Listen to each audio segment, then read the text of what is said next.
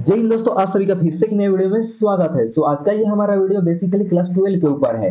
जितने भी लोग क्लास 12 से बिहार बोर्ड से 2025 में बोर्ड एग्जाम की तैयारी कर रहे हैं, 2025 के बोर्ड एग्जाम की तैयारी कर रहे हैं, 2025 में बोर्ड एग्जाम की परीक्षा देने वाले हैं, उन सभी के ऊपर है। ठीक है, तो आज की इस वीडियो में हम हिंदी व्याकरण के उन मोस्ट वीवीआई चैप्टर की बात करेंगे जिससे हर साल लगभग 30-35 प्लस प्रश्न पूछे जाते हैं। ठीक है, तो वीडियो में अंत तक बने रहिएगा। चलिए इस वीडियो को बिना देर किए स्टार्ट करते हैं।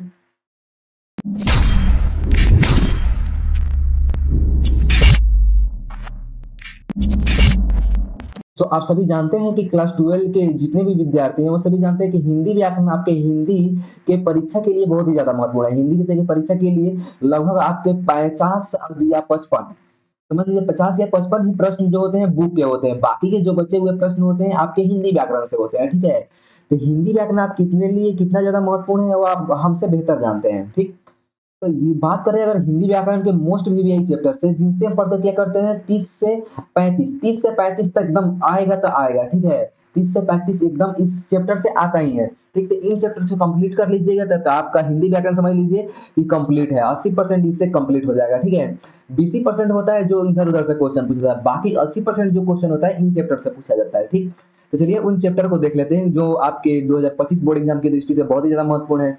ठीक, सबसे पहले नंबर पे आता है संधि। ठीक, तो आपको संधि नहीं पढ़ना है कि संधि स्वर संधि किसे कहते हैं या व्यंजन संधि किसे कहते हैं। आपको संधि विच्छेद को जानना है कि संधि विच्छेद किस तरह करेंगे। ठीक है, ठीक, तो आप यहाँ पर देख लीजिएगा सबसे पहले संधि है। संधि आपको पढ़ लेना है और संधि के पास आपको संधि विच्छेद करना आना चाहिए। ठीक है, संधि विच्छेद एकदम बहुत बेहतरीन तरीके से आना चाहिए। ठीक, सबसे ज्यादा प्रश्न इसी से पूछा जाता है। फिर उसके बाद समास है। ठीक, कौन सा समास, आपको समास पहचानना आना चाहिए कि ये जो शब्द दिया हुआ है ये कौन सा समास है। उसके बाद उपसर्ग है, प्रत्यय है, शब्द दिया होगा और उस शब्द में आपको बतलाना है कि कौन सा शब्द में कौन उपसर्ग है और कौन प्रत्यय है। ठीक, तो ये आपको बतलाना है। कारक अभी आपको याद करना होगा, कारक से भी प्रश्न पूछे जाते हैं और लिंग। ठीक, सर्वनाम। अब आप कहेंगे कि संज्ञा क्यों नहीं ऐड की है, तो संज्ञा आप बचपन से पढ़ते आ रहे हैं और संज्ञा आप डिफाइन कर लेंगे कि 5 गुणों से कौन सा संज्ञा है, समूहवाचक संज्ञा है, व्यक्तिवाचक संज्ञा है, जातिवाचक संज्ञा है, वो आप बता देंगे। ठीक, उससे 1-2 प्रश्न रहता है। सर्वनाम को आपको याद रखना है, सर्वनाम की कौन सा ये सर्वनाम होगा, शब्द दिया होगा या वाक्य दिया होगा, उस वाक्य में पूछेगा कौन सा सर्वनाम है। विशेषण भी आपको याद करना है और पर्यायवाची शब्द, विलोम शब्द और मुहावरे पर भी ध्यान देना है। इन 10 जो टॉपिक बतलाए हैं, इन 10 टॉपिक में सबसे ज्यादा महत्वपूर्ण तो इसमें संधि, समास और उपसर्ग, ये ले लीजिए। ये 3 तो सबसे ज्यादा महत्वपूर्ण है। इन 3 एकदम, ये जो तीनों है ना सबसे ज्यादा महत्वपूर्ण है। उसके बाद आता है कारक, लिंग, ये उससे थोड़ा।